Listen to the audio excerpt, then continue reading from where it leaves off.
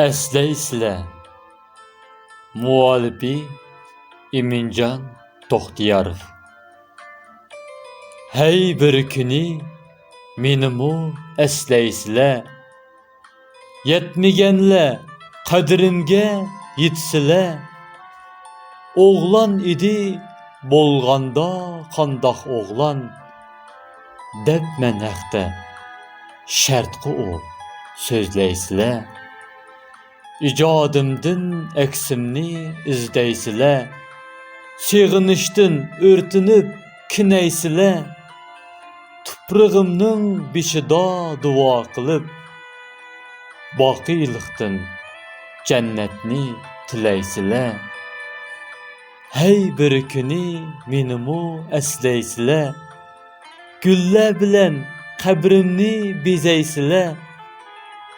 Hayat çağda kadrimni bilmey ötken, sen digenle eyminip sizleysile. Hey bir kuni menimu oylaysile, judalıqdın sekpare bolusile.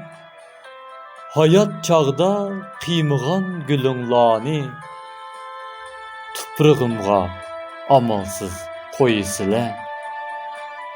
Emeldarla işçare uyuşturup, orun algan tör yaktın kol koşturup, tirigimde alaqam hiç bolmıgan, canla bilen el jutni tonuşturup, nutuk sözlep jığınla açsile. Haqiqimni içtin kaçsile.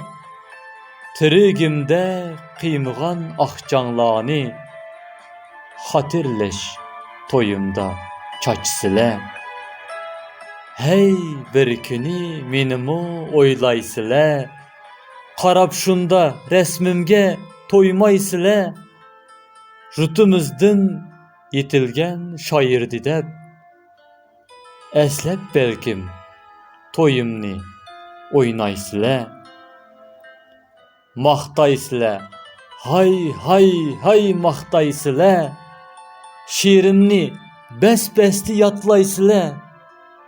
Qiymaydigan ölümge şairdi dep, el avamның aldıda qaqşaysile. El jutunun koyda yaşap ötken, aşıqlağa söygüdün kanat bütken. Jutumuzdun yetilgen şairdi dep, millet üçün cinini kurban etken. Hayat çağda kadrimge yetmeysile, bar yokumni tekçidin izdeysile. Kim bilidu belkim ba unutup tamam. Hey hey meni belkim ba izdeysile.